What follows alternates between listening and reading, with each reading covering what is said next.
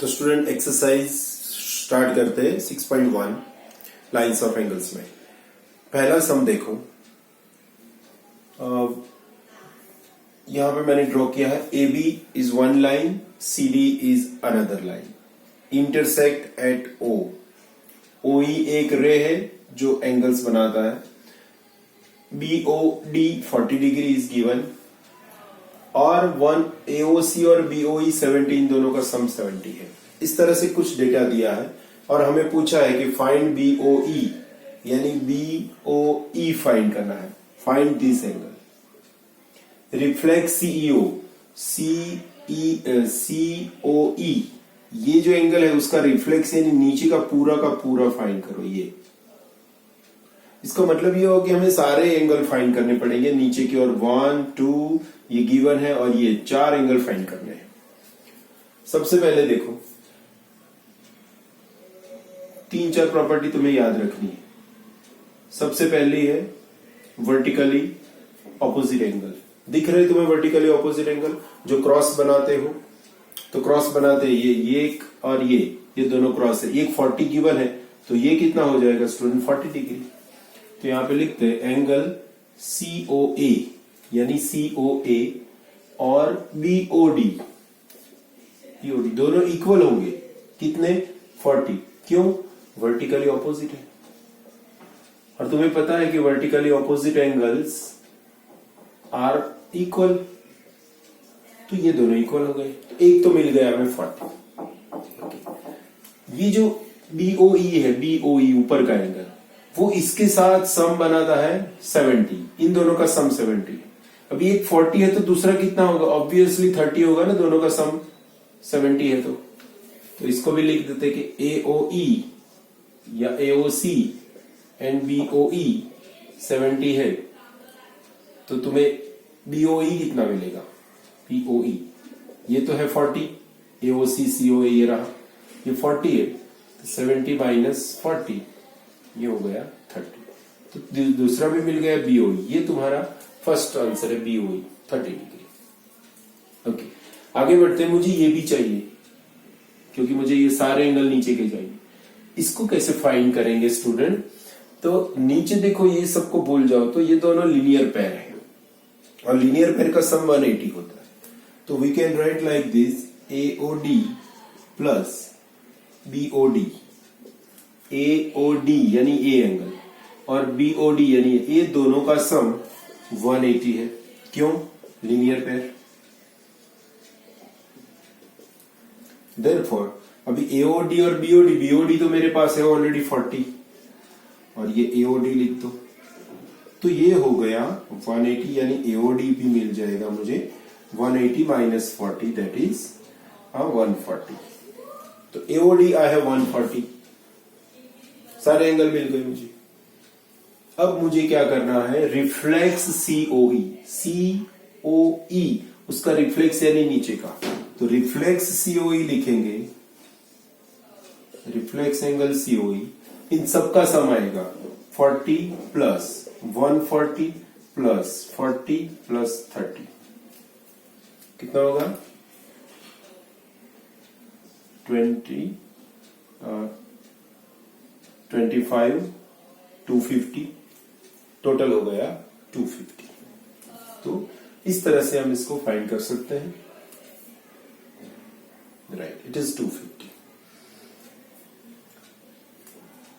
Is it 0 0 0 0 3 7। हाँ, सो इस तरह से हम फाइंड कर सकते हैं। एकदम सिंपल सा सम है। देखो स्टूडेंट, तो प्रॉपर्टीज पता हो तो ये कर सकते हैं। चलो क्वेश्चन 2 कर लेते हैं स्टूडेंट। इस क्वेश्चन में ये फिगर है, XY लाइन है, MN लाइन है, बराबर, और एक PO एक वर्टिकल लाइन है जो 90 डिग्री पे इंटरसेक्ट करती है।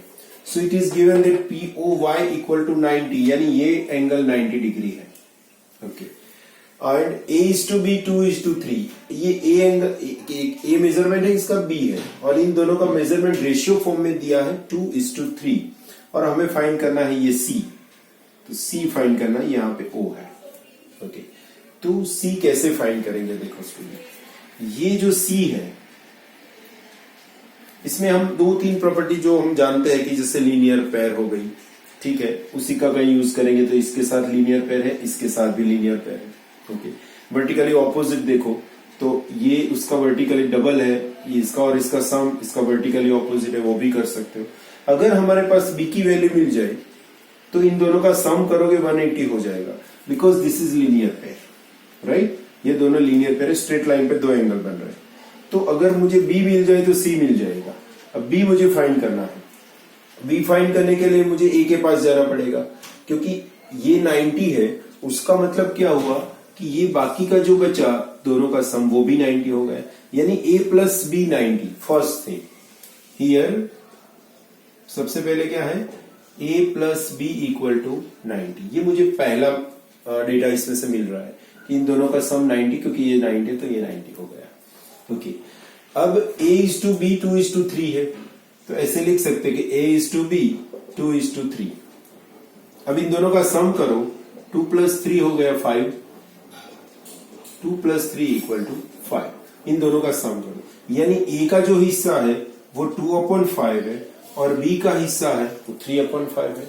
ये रेशियो फॉर्म में एक टेक्निक है, इस तरह से फाइंड कर सकते हो। तो दोनों का सम ले लो और दोनों को सम से डिवाइड कर दो। अच्छा, इन दोनों का सम 90 है, तो ये हो जाएगा इंटू 90 और b हो जाएगा इंटू 90। सम अगर 90 है तो दोनों को 90 से मल्टीप्लाई कर दो। तो a की वैल्यू फिर से देखना, 2 plus 2 is to 3 है, तो 2 plus 3 5 कर दिया। फिर ये 2 इसका हिस्सा जो है पूरा वो 2/5 है, इसका हिस्सा 3/5 है। दोनों के हिस्से के साथ अगर 90 मल्टीप्लाई कर दो, क्योंकि सम 90 है, तो ये 90 से हो जाएगा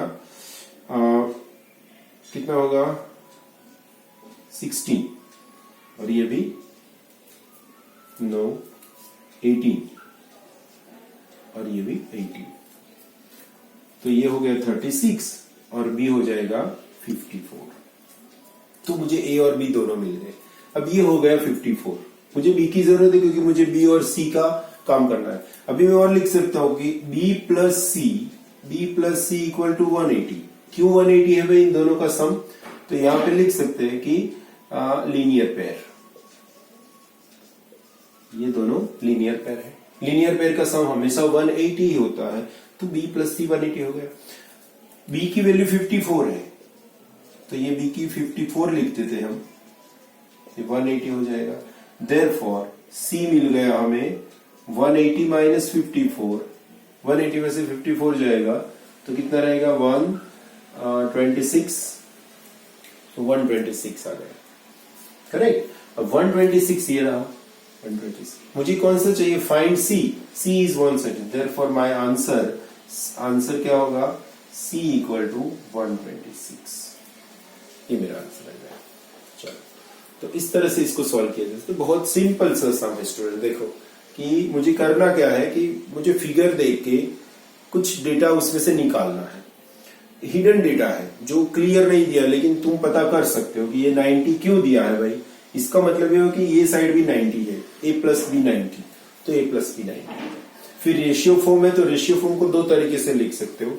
या तो तुम 2:3 2 प्लस 3 करके 5 करके दोनों को डिवाइड कर सकते हो, या फिर 2x एंड 3x भी ले सकते हो, जैसे कॉमन हर चैप्टर में लेते हैं। एक को 2x ले लो, 3x ले लो, फिर दोनों का सम 180 करो। थोड़ा लंबा हो जाएगा, लिखना पड़ेगा ज्यादा, बाकी कुछ नहीं है। ये आसान तरीका है, दोनों का मल्टीप्लाई 90 कर दो सम, तो इस तरह से हो जाएगा। ठीक है स्टूडेंट। क्वेश्चन नंबर 3 जो है स्टूडेंट, वो बहुत सिंपल सा, लेकिन प्रूव दैट है। मतलब तुम्हें खुद प्रूव करके बताना है कि ये कैसे करना है, राइट। जैसे यहाँ पे गिवन है PQR, यानी ये जो एंगल है PQR इस टाइप अंदर का, और PRQ यानी ये एंगल, ये मैंने 1 1 लिख दिया है। 1 1 का मतलब इक्वल है, समझो दोनों सेम एंगल है, समान हो, उनका मेजर्स इक्वल है। ये दोनों 1 1 है, और तुम्हें प्रूव करना है कि ये दोनों 2 2 है, यानी ये दोनों भी इक्वल है। ऐसा प्रूव करके बताओ। अगर तुम 1 2 1 2 लिखते हो तो भी लिख सकते हो आराम से, अगर नहीं लिखते हो तो भी कोई टेंशन नहीं। देखो पहले मैं लिखता हूं। अच्छा, अभी मैं करूंगा क्या, इस एंगल पर से मुझे इस एंगल पर जाना है, इस एंगल से इस एंगल पर जाना है। तो इन दोनों एंगल के बीच में रिलेशन क्या है? So it is a linear pair, correct? ये लीनियर पेयर है और ये भी लीनियर पेयर है। इन दोनों का सम कितना होगा? तो क्या 180 होगा, ऑब्वियस है। और इन दोनों का सम भी 180 होगा because they are linear pair.